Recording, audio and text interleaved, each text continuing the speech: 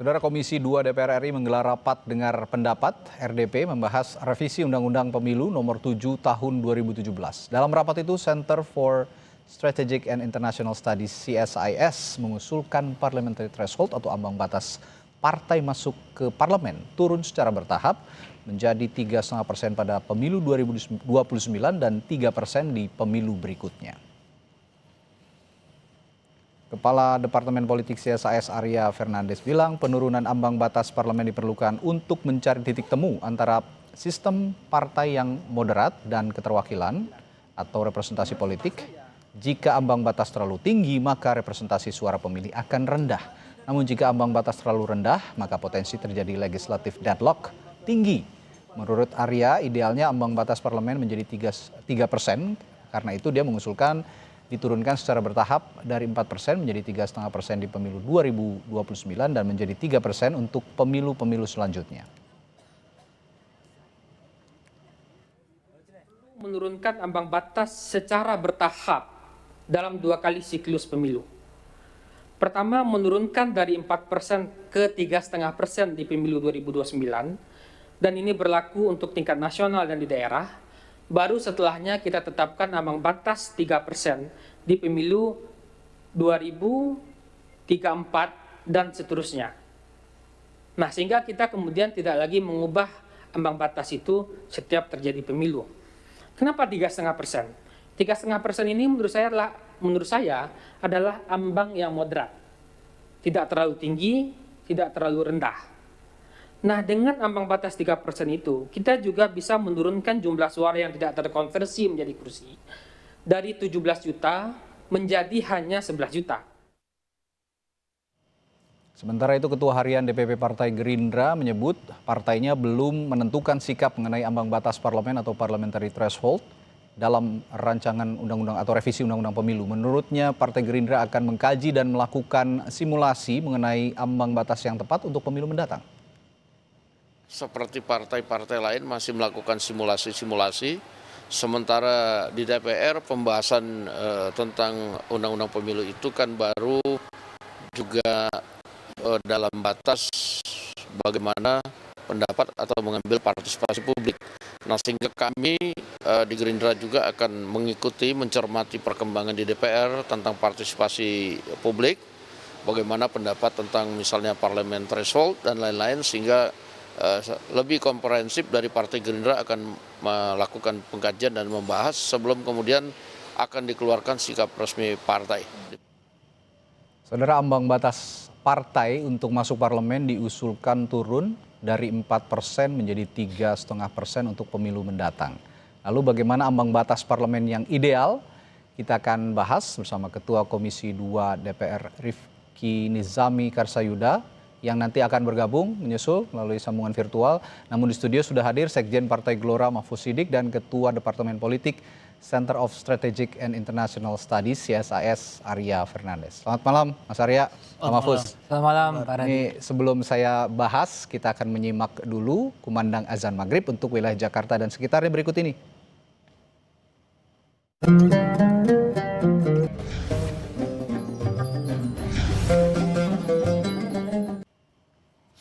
Selamat menunaikan ibadah sholat maghrib untuk Anda yang menjalankan di wilayah Jakarta dan sekitarnya. Kita lanjutkan perbincangan malam hari ini soal usulan parliamentary threshold atau ambang batas parlemen sebesar 3,5% dari CSIS.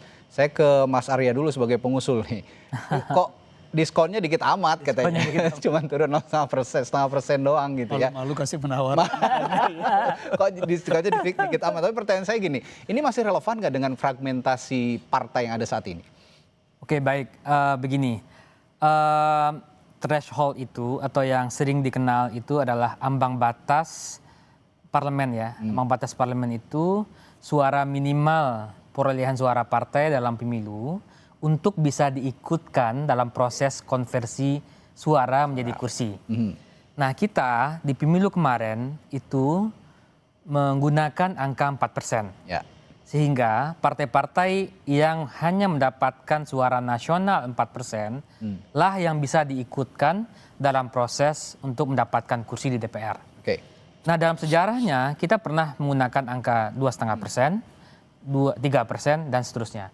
Di pemilu terakhir kita menggunakan 4%. Lalu beberapa waktu sebelumnya muncullah putusan Mahkamah Konstitusi yang meminta para pengambil kebijakan untuk membahas kembali soal desain ambang batas parlemen. Metodenya seperti apa, caranya seperti apa. Nah, dalam menentukan ambang batas ini ada dua debat utama yang dikenal dalam literatur kepemiluan. Oke. Satu, apakah dengan menentukan ambang batas kita akan memperkuat keterwakilan politik, artinya semakin banyak partai di DPR kalau ambang batasnya rendah, atau apakah dengan mengatur ambang batas kita akan membuat politiknya menjadi lebih stabil, fragmentasi politiknya moderat, tidak terjadi legislatif deadlock. Nah, itu dua debat yang terjadi. Nah, sekarang pertanyaannya adalah berapa angkanya? Nah, angkanya itu tergantung kesepakatan-kesepakatan politik di DPR dan tergantung tujuan apa yang ingin dicapai. Apakah tujuannya ingin stabil, fragmentasi moderat, atau representasi tinggi? Nah, menurut saya kita harus cari titik tengah yang moderat. Ya, titik tengah yang moderat itu maksudnya adalah thresholdnya tidak terlalu tinggi, karena kalau thresholdnya tinggi itu representasinya menurun. Kalau thresholdnya terlalu rendah, misalnya 0% atau 1%, itu akan menciptakan potensi legislative deadlock. Veto playernya banyak. Sehingga menurut saya itu bisa diambil langkah yang titik tengah, yang moderat. Kalau saya melihat diturunkan bertahap dalam 2 kali siklus pemilu. Pertama dia diturunkan dari 4% menjadi 3,5% di pemilu 2029. Lalu di pemilu 34 itu menjadi 3% dan seterusnya. Nah, dengan begitu kita bisa mencapai representasi yang baik, fragmentasinya juga tidak terlalu tinggi. Ini kan Mas Arya juga sudah merepresentasikan ini ya di depan Komisi 2 DPR. Saya tanya ke Bung Rifki, kalau begitu suasana kebatinan di DPR gimana di Komisi 2 setelah mendengar usulan dari Mas Arya ini, Bung Rifki? Mas Arya ini terhormat sekali karena tamu pertama yang kami undang ke Komisi 2 DPR. Terima kasih. Kami dalam memastikan meaningful participation atau partisipasi bermakna dalam penyusunan rancangan undang-undang pemilu tahun 2026 ini mengagendakan setiap 2 minggu sekali, setiap hari Selasa mengundang sejumlah person maupun kelompok yang peduli terhadap demokrasi dan kepemiluan untuk bicara di Komisi 2 DPR RI. Jadi kami yang aktif mengundang beliau-beliau ini untuk kami mendapatkan insight, masukan, pikiran, dan pandangan sebagai bekal bagi pimpinan dan anggota Komisi 2 DPR RI untuk menyusun naskah akademik dan draft RUU Pemilu tahun 2026. Kita ingin pemilu 2029 dan seterusnya menjadi jauh lebih baik. Demokrasi kita menjadi lebih terlembaga dan seterusnya. Nah, kalau kita bicara soal ambang batas parlemen, mana ambang batas parlemen ini mengenal setidaknya 2.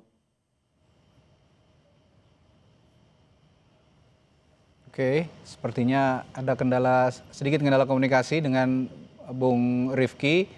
Kita akan coba perbaiki sambungan komunikasinya sambil kita melanjutkan diskusi. Saya tanya ke Pak Mahfuz dulu deh kalau gitu. Yang saya tahu kan usulannya Gelora ini sebenarnya ya tidak usah ada ambang batas alias 0% gitu ya. Dengan dikitnya diskon ini gimana nih? Iya, yang pertama saya tertarik yang disampaikan Mas Arya ya, bahwa kalau ambang batas parlemen itu kecil atau bahkan 0%, dikhawatirkan akan terjadi legislative deadlock. Saya kebetulan ada di DPR sejak 2004 ketika parliamentary threshold itu masih 0%, karena kan baru dimulai tahun 2009 ya. Seingat saya sejak 2004 sampai 2009 ketika tidak diberlakukan ambang batas parlemen, itu DPR tidak pernah mengalami yang disebut legislative deadlock. Bahkan yang terjadi pada saat itu sebenarnya di awal-awal masa tugas DPR adalah polarisasi antara dua kubu besar, ya ada yang disebut faksi koalisi kerakyatan dengan koalisi kebangsaan. Tarik menariknya itu lebih pada bagaimana menyepakati porsi sharing di dalam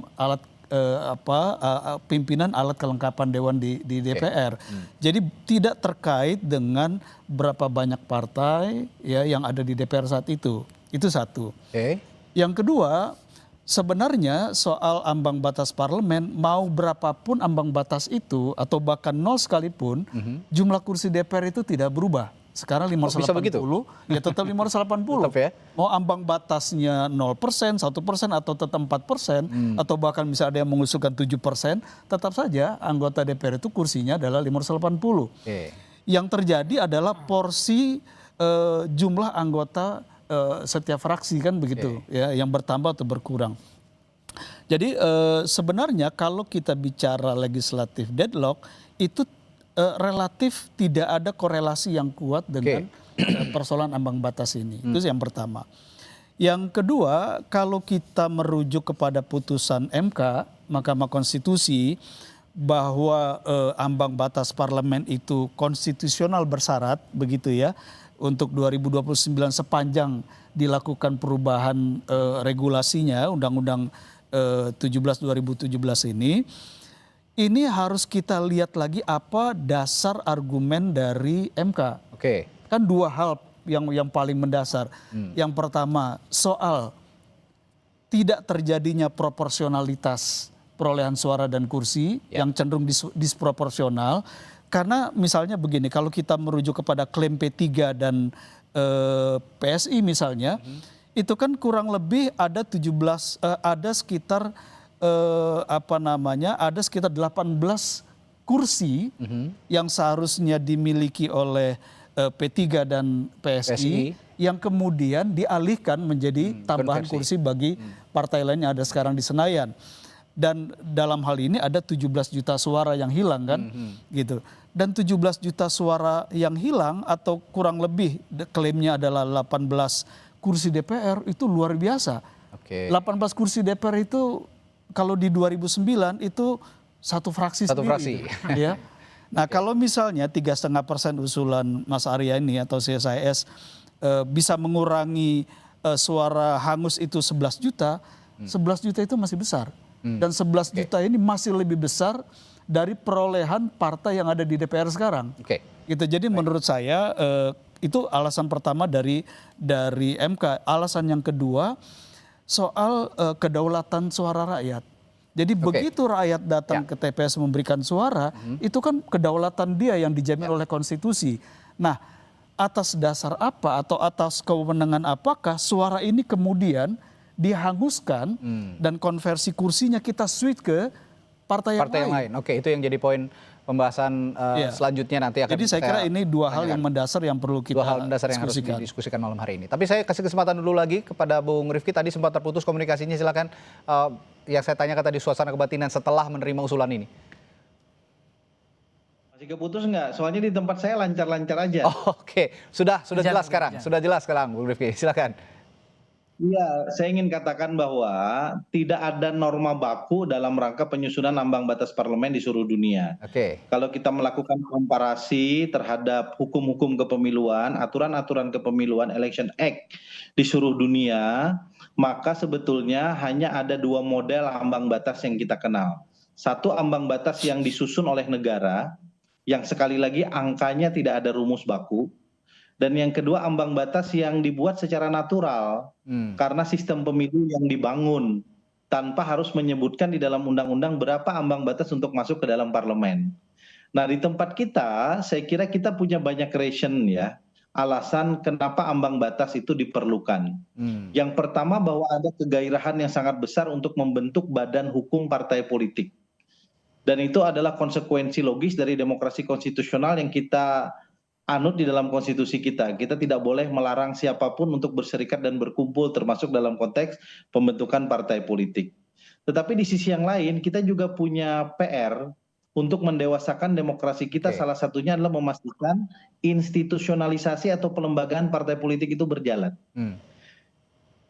Parliamentary threshold itu adalah cara untuk kita memastikan bahwa institusionalisasi partai politik itu berjalan. Mudah atau tidak parliamentary threshold itu diterima oleh partai-partai politik? Tidak mudah. Partai saya partai menengah. Kalau kemudian ada ide untuk meningkatkan parliamentary threshold misalnya naik dari 4% menjadi 5, 6, bahkan 7% misalnya, tidak mudah bagi Partai Nasdem. Apalagi kalau parliamentary threshold-nya juga diberlakukan bukan hanya di tingkat nasional, Oke. tapi juga diberlakukan untuk tingkat provinsi dan kabupaten kota untuk dalam tanda kutip memaksa hadirnya pelembagaan partai politik. Organisasinya semakin kuat dan setiap partai politik dipaksa untuk kemudian memperoleh threshold tertentu agar tidak hanya mudah menghadirkan partainya, tidak hanya mudah menjadi peserta pemilunya, tetapi juga kita harus memaintain partai dengan segala konsekuensinya dengan lebih baik. Oke. Nah karena itu saya kira usulan ambang batas parlemen yang sekarang baru dikemukakan oleh Bung Arya Fernandes itu kan nanti akan berkembang terus ide, pikiran dan gagasannya. Bagi Komisi 2 DPR RI itu penting, termasuk kami akan mengkonekkan bagaimana pikiran itu dengan putusan-putusan Mahkamah Konstitusi. Oke. Prinsip dasarnya kami ingin melembagakan partai politik satu, yang kedua kami ingin menghadirkan distrik magnitude yang lebih baik ke depan. Angka 580 itu juga Ustadz Mahfud itu kan bukan angka yang baku, itu bisa kita tambah, bisa kita kurang. Oke. Itu open legal policy saja sesuai dengan kebutuhan kita sebagai bangsa. Di Malaysia 34 juta penduduknya, Bung, itu jumlah anggota parlemennya 222 orang. Kita 280 juta cuman 580. Jadi tenang aja Gelora, ada kemungkinan kita tambah nanti jumlah anggota parlemennya. Oke. Nah, kalau begini pembicaraannya sebenarnya kalau arahnya Bung Rifki tadi semakin banyak representasi di parlemen, sebenarnya semakin banyak juga representasi suara rakyat yang bisa diwakilkan di parlemen. Tapi pertanyaan saya selanjutnya begini, kalau ngomongin soal tadi sempat disinggung juga, ini kan soal kesepakatan. Nah, kalau kalimat atau kata kesepakatan ini sebenarnya dengan kita sederhanakan lagi pembahasan malam hari ini. Kalau pembahasan ambang batas ini mengena kepada rakyat atau pemilih, tujuan utamanya ini efisiensi parlemen. Kalau memang efisiensi parlemen, kenapa tidak memperkuat tata tertib saja atau misalnya etika DPR? Saya akan tanyakan hal itu setelah jeda nanti ke Mas Arya Fernandes. Tetaplah bersama kami di Sapa Indonesia Malam.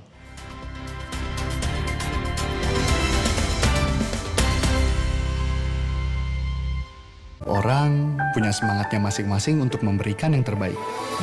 Terima kasih untuk kamu yang tidak bercerita, tapi selalu semangat 100%. Kopi Kapal Api. Jelas lebih enak. Ini nih yang gue cari, aku Viva. Ngelewatin teknologi yang ngejaga kemurniannya. Jernih banget, bikin sejuk di tiap teguk. Ini air mineralnya baik untuk tubuh. Aku Viva, murni, pasti sejuknya. Dari Wings Food. Aku nggak khawatir ajak anak main di luar. Ada Nuvo Family memberi perlindungan two-step sehat. Dengan formula triple antibakterial, perlindungan menyeluruh 24/7. Percaya pada Nuvo Family, perlindungan 24/7. Wings Care.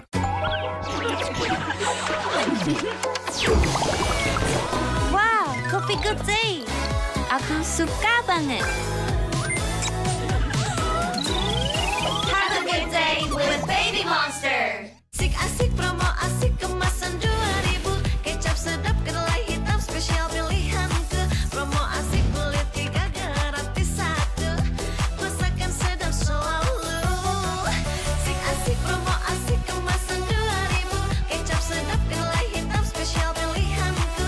Makan sedap makin mantap cuma 2000.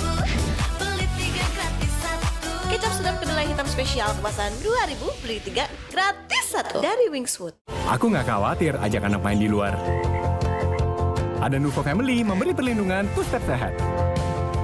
Dengan formula triple antibakterial, perlindungan menyeluruh 24/7. Percaya pada Nuvo Family, perlindungan 24/7. Wings Care. Ini nih yang gue cari, aku Viva. Ngelewatin teknologi yang ngejaga kemurniannya.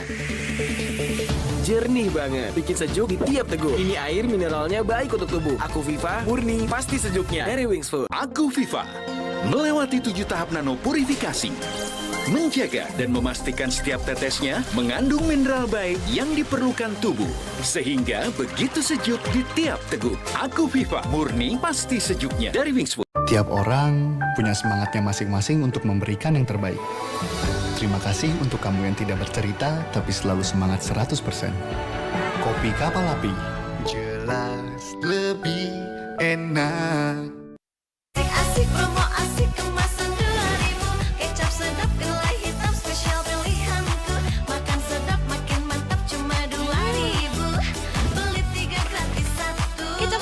kedelai hitam spesial, beli 3 gratis 1.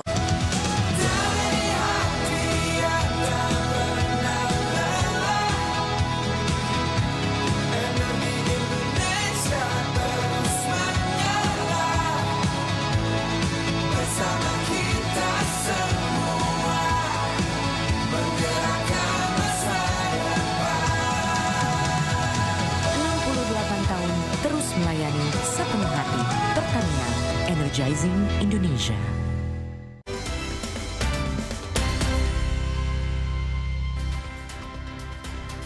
Ya, kami masih membahas usulan ambang batas parlemen atau parliamentary threshold partai politik untuk bisa masuk ke parlemen, dan usulannya adalah 3,5% dari CSIS. Tapi saya ingin sederhanakan lagi supaya calon-calon pemilih nanti di 2030 ya, ini bisa juga paham apa sih sebenarnya ambang batas itu dan kepentingan buat kami apa gitu kira-kira. Saya akan bertanya, apakah parliamentary threshold ini atau ambang batas ini lebih mencerminkan kepentingan stabilitas atau kualitas representasi rakyat? Karena rakyat menjadi representasi, maksudnya DPR yang menjadi representasi rakyat nanti di parlemen, Mas Arya. Ya, dua-dua itu penting. Oke. Dengan ambang batas itu kita apakah tujuannya ingin meningkatkan representasi, keterwakilan banyak di DPR, tentu akan ada risikonya juga. Atau kita memilih memastikan stabilitas, tidak banyak veto playernya sehingga pembuatan kebijakan bisa lebih cepat. Kita mau milih yang mana? Kalau kita mau pilih representasi tinggi, berarti thresholdnya diturunkan. Tapi risikonya apa? Satu, tadi legislative deadlock, itu satu indikator. Indikasi yang lain, veto player banyak. Ketika 2004, ambang batasnya seperti kata Pak Mahfud tadi, itu 0% memang. Tapi ada 16 partai di DPR. Veto playernya banyak. Sehingga pembuatan kebijakan itu akan jadi panjang. Nah memang di 2004 mungkin legislative deadlock-nya mungkin ada tapi mungkin tidak terlalu besar. Tapi veto playernya banyak. Untuk buat kebijakan itu harus negosiasi dengan partai 1 sampai 16 partai. Artinya lama 16 prosesnya. Partai, lama prosesnya untuk mengambil kebijakan. Nah makanya di banyak negara-negara di dunia, misalnya kita ambil contoh di Eropa. Di hampir semua negara di Eropa itu pengaturan thresholdnya umumnya di atas 4%. Nah karena apa? Biar ada stabilitas. Nah di kita mungkin nggak sampai 5, nggak sampai 6. Makanya saya mengusulkan 3,5% cukup, kemudian kita turunkan secara bertahap menjadi 3. Yang kedua soal argumentasi proporsionalitas dan disproporsionalitas. Nah hasil pemilu yang baik tentu harus mencerminkan seberapa tinggi atau rendah proporsi antara hasil suara di pemilu dan hasil kursi di legislatif. Nah semakin tinggi proporsinya tentu semakin baik. Hasilnya menunjukkan dengan kita menggunakan sistem proporsional terbuka itu, disproporsionalitasnya itu hanya 4,8 Pak. Itu bagus. Dibandingkan kita menggunakan sistem-sistem yang campuran. Itu bisa sampai 14. Atau sistem distrik yang di atas 40. Artinya setiap ada proses konversi dari suara menjadi kursi, pasti akan ada deviasi. Pasti akan ada suara yang tidak bisa terkonversi. Nah itu jamak di semua sistem kepemiluan. Sekarang bagaimana kita memastikan ada titik yang temu antara representasi dan stabilitas tadi. Oke, baik. Kira-kira. Nah saya sekarang kalau gitu ke Bung Rifki lagi, sebelum ke Pak Mahfud nanti saya justru ingin mengcross lagi apa yang dikatakan oleh Pak Mahfud tadi, Bung Rifki. Pak Mahfud tadi mengatakan ini kita bicara representasi versus efektivitas. Nah, bagaimana juga DPR menjawab kritik bahwa ambang batas berpotensi menghilangkan suara jutaan pemilih seperti yang disinggung oleh Pak Mahfud tadi? Itu konsekuensi dari pilihan sistem-sistem pemilu. Tidak ada satupun sistem pemilu di dunia yang semua suaranya dikonversi menjadi kursi, itu nggak ada. Itu resiko dari kita berpemilu.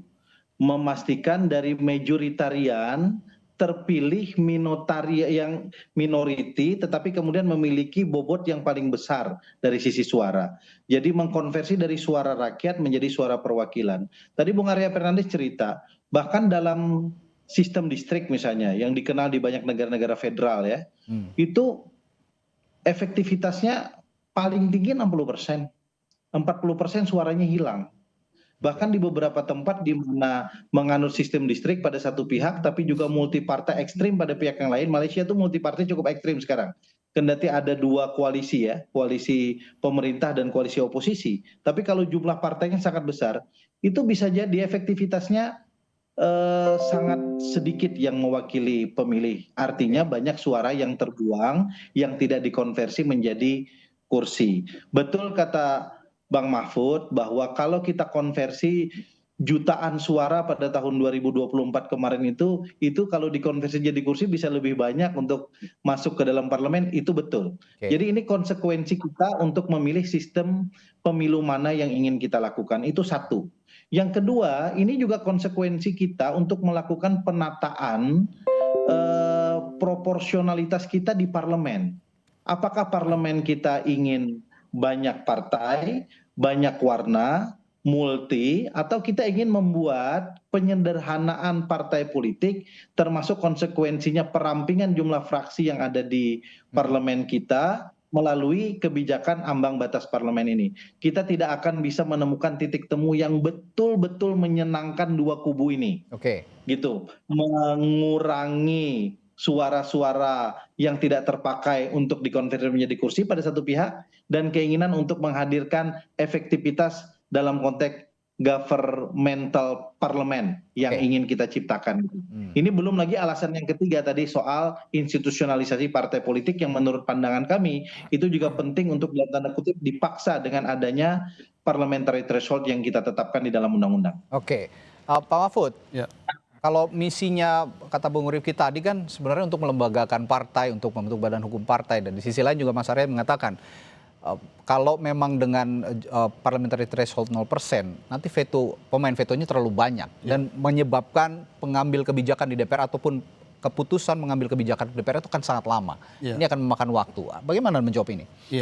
Ini ada dua domain yang berbeda ya, tapi tetap berhubungan. Yang pertama soal efektivitas lembaga legislatif, pelembagaan partai.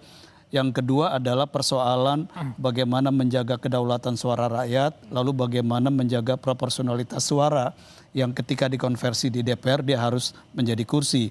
Nah, yang pertama saya ingin sampaikan begini pandangan saya.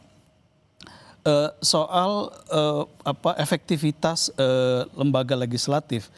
Ketika 2004 sampai 2009 tidak ada parliamentary threshold, tidak ada ambang batas parlemen. Tadi Mas Arya mengatakan proses pengambilan keputusan legislatif menjadi panjang.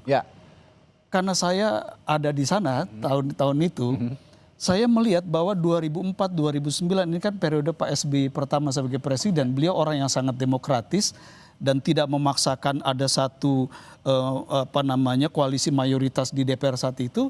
Relatif dengan 15 atau 16 partai tapi terkonsolidasi dalam beberapa fraksi yang lebih sedikit, itu tidak ada masalah-masalah serius yang membuat ada proses pengambilan keputusan yang panjang berlarut atau deadlock secara legislasi. Itu tidak pernah terjadi. Bahkan kalau kita lihat ribut-ribut DPR itu kalau kita lihat catatannya itu terjadi ketika dimulai pemberlakuan ambang batas parlemen. Kita bisa periksa itu timelinenya. Nah, yang kedua soal pelembagaan partai politik. Kita beruntung ini ketua Komisi 2 sekarang ini politisi sekaligus akademisi. Jadi kita bisa mengelaborasi ide-ide ini secara lebih saintifik ya. Kita bersyukur nih Bung Rifki ini. Nah, kalau kita lihat pelembagaan partai politik, perpecahan partai atau fragmentasi partai yang kemudian induk memiliki banyak anak itu terjadi sejak 2009 sampai sekarang. Dan kalau kita tarik 2009 itu kan ketika diberlakukannya ambang batas parlemen.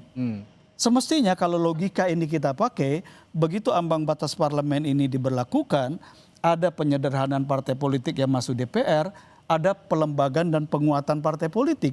Tapi kalau kita lihat sejarah dari 2009 ke sini, berapa banyak partai politik besar yang kemudian terjadi friksi, lalu melahirkan partai politik baru yang sekarang kumpul juga di DPR begitu ya. Jadi ada persoalan yang menurut saya tidak bisa berkorelasi secara positif. Nah, tapi kalau kita melihat isu ambang batas parlemen, menurut saya pada akhirnya memang ini pilihan sistem politik yang kita sepakati nantinya ya. Dan DPR serta pemerintah lah yang punya hak itu. Tetapi kalau kita kembali kepada dasar argumen Mahkamah Konstitusi, itu kan dua saja. Bagaimana menjaga kedaulatan rakyat, 17 juta suara itu besar loh. Ya. Kalau negara Eropa itu udah satu negara itu, ya negara kecilnya. Bagaimana menjaga agar tidak ada suara yang hangus sia-sia karena diberlakukan PT 4% kemarin. Yang kedua, bagaimana menjaga proporsionalitas. Ini kan dua acuan ini. Jadi saya kira kalau kita merujuk ke dua poin ini, maka logika berpikir kita saya kira akan mengantarkan kepada kesimpulan bahwa ambang batas parlemen ketika misalnya dikecilkan atau bahkan dinolkan, dia tidak akan berdampak pada terjadi destabilisasi lembaga legislatif atau tidak terkonsolidasinya partai politik. Karena kalau kita ingin melembagakan atau menyederhanakan jumlah partai politik, ada pintu yang lain. Pertama, perketat syarat mendirikan badan hukum partai politik. Yang kedua, perketat proses pendaftaran untuk menjadi calon peserta pemilu. Dan yang ketiga ya diatur fraksi di DPR. Syarat minimum fraksi berapa anggota. Sehingga kemudian kalau misalnya ada partai politik dia cuma punya 5 anggota di DPR RI, dia tidak bisa membentuk fraksi sendiri. Oke, itu yang saya bilang tadi tatip ya. Ya, dia harus gabung dengan dan itu praktek yang sudah pernah kita lakukan juga di masa yang lalu. Dan di daerah sekarang di provinsi dan kota kabupaten itu sudah terbiasa gabungan beberapa anggota dewan dari berbagai partai gabung dalam satu fraksi gabungan dan itu baik-baik saja. Oke. Nah, ini sebagai penutup saja ya untuk Bung Arya dan juga Bung Rifki. Berapapun ambang batasnya sebenarnya kan ujungnya adalah kepentingan pemilih, kepentingan rakyat juga yang harus didengar begitu, yang harus dijamin representasinya di parlemen. Nah, kalau saya tanyakan ukuran keberhasilan kebijakan ambang batas parlemen bagi iklim demokrasi di Indonesia itu bagaimana kalau menurut tolak ukurnya CSIS? Oke, baik. Saya ingin komentar Pak Mahfud tadi. Pertama soal kedaulatan rakyat, yang kedua soal proporsionalitas. Di proporsionalitas menurut saya nggak ada isu. Karena dengan kita menganut 4% kemarin, disproporsionalitasnya hanya kecil, sekitar 4,8 berdasarkan hitungan-hitungan statistiknya. Nah, tentu memang ada suara yang tidak terkonversi, tetapi tidak mungkin di semua sistem kepemiluan ketika ada efek sistemnya, ketika kita memilih satu sistem, itu akan ada bawaan-bawaan dari sistem itu yang membuat tidak mungkin semua suara bisa dikonversi menjadi kursi. Nah, makanya kita perlu mencari titik moderat. Kasus Indonesia 2004 mungkin oke, gitu ya, tapi meskipun veto playernya banyak dan saya juga tahu bagaimana proses pembuatan kebijakan yang panjang dan bagaimana di daerah misalnya untuk membuat kebijakan-kebijakan kita kenal adanya ketok palu, ya ketok palu karena banyak partai gitu kalau ya. Kalau cepet-cepet juga kayak sekarang senyap juga bahaya juga. Nah makanya dan kalau kita lihat data-data komparatif yang pada negara-negara yang sudah melakukan belasan mungkin puluhan kali demokrasi, mereka sadar bahwa perlu adanya pengaturan soal ambang batas. Karena makanya dikenal dalam ilmu politik itu adalah effective number of parliamentary parties. Itu jumlah partai yang efektif di DPR supaya proses kebijakannya bisa lebih terukur, supaya ada stabilitas, supaya tidak banyak veto player. Makanya di banyak dunia itu pasti ada pengaturan soal negara-negara demokrasi tentunya. Pasti ada aturan soal ambang batas. Oke, kalau saya boleh simpulkan sebenarnya kalau yang paling dinilai layak begitu ya untuk iklim demokrasi ambang batas ini, bagaimana nilai kesuksesan ambang batas ini bisa berhasil di iklim demokrasi, cepat pengambilan keputusannya tapi juga melibatkan banyak pihak gitu ya. Jadi melibatkan banyak pihak dan tidak ada satupun pihak yang terlewatkan. Itu yang menjadi tolak ukur kesuksesan parliamentary threshold diterapkan di parlemen. Terakhir saya ke isu di publik itu bukan itu sebenarnya. Singkat Pak Mahfud. Kalau kita lihat demonstrasi Agustus 2005 yang lalu, 2025 yang lalu, sebenarnya yang diinginkan oleh masyarakat luas termasuk Gen Z yang akan mendominasi pemilih di 2029, bagaimana kita memiliki anggota dewan yang efektif dan betul-betul bekerja untuk rakyat. Itu isunya sebenarnya. Itu jadi masalah kualitas anggota dewan mau 0%, ya, mau 1%, itu sebenarnya bagi mereka tidak ada masalah. Tetapi yang mereka inginkan jangan sampai sudah PT-nya tinggi, partainya makin sedikit, tetapi kemudian ketidakpuasan masyarakat meningkat terhadap kinerja. Itu Oke. yang Ya. perlu jadi catatan Baik, penting. terakhir ke Bung Rifki, saya ingin tahu juga sebenarnya sekarang sudah ada preferensi belum sih dari anggota-anggota DPR, terutama fraksi-fraksi yang ada di DPR, apakah setuju dengan turun ambang batasnya atau sekarang tetap 4% atau bahkan 0% seperti yang diinginkan oleh Pak Mahfud? Saya terima kasih sama Kompas TV, walaupun terlalu dini mengangkat isu ini. Kami baru Oke. sekali menghadirkan RDPU dengan para pakar, jadi pasti akan berkembang terus idenya, dan sebetulnya daftar inventarisir masalah yang menarik bukan hanya soal threshold. Banyak sekali yang menarik. Sistem pemilu kita juga menarik ya. Iya, betul. Bagaimana kemudian kita membangun distrik magnitude juga menarik. Kita mendekatkan jumlah kursi di setiap dapil agar kemudian masyarakat merasa lebih dekat dengan tadi Bang Mahfud cerita dengan yang diwakilinya. Jadi isunya sangat banyak dan saya berterima kasih. Mudah-mudahan nanti dengan isu-isu lain juga Kompas TV semakin kemudian peduli dengan apa yang kami lakukan di Komisi 2. Oke. Saya tidak akan menjawab pertanyaan Anda karena itu pertanyaan yang memaksa saya untuk menyimpulkan sesuatu yang bersifat prematur. Ya. Kami ingin Belum matang ya. menghadirkan meaningful participation di Komisi 2 DPR RI, karena itu biarlah semua pikiran pandangan sedang kami himpun di Komisi 2 untuk kami nanti sajikan menu ini kepada masing-masing fraksi, kepada partai-partai politik, yang pada ujungnya semua menu ini adalah untuk kebaikan demokrasi konstitusional kita demi kebaikan rakyat kita sendiri. Oke. Untuk apa kita berpemilu, untuk apa kita bikin partai politik kalau kualitas demokrasi dan pembangunan kita menurun. Tujuan kita semua ingin memperbaiki apa yang sekarang kita rasa kurang. Ya. Sekarang berarti judulnya kalau boleh saya simpulkan, DPR is cooking. Masih masak dengan menu-menu yang sudah disajikan tadi. Dan chefnya berkualitas bagus. Oke, ini chefnya berkualitas bagus, kata Pak Mahfud gitu. Spesifik untuk Bung Rifki. Baik, terima kasih Ketua Komisi 2 DPR, Rifki Nizami Karsayuda, lalu Sekjen Partai Gelora Mahfud Siddiq, dan Ketua Departemen Politik CSAS, Arya Fernandes, telah berbagi perspektifnya malam hari ini. Selamat malam, sampai jumpa lagi Pak Rifki. Sampai jumpa Pak Ketua. Sama juga Pak Rifki. Terima kasih, Mas. Saudara, setelah jeda ada informasi lainnya. Roy Suryo CS mendatangi Komnas HAM Rabu siang. Audiensi selama 1,5 jam itu berlangsung tertutup. Kami hadirkan sesaat lagi informasinya untuk Anda.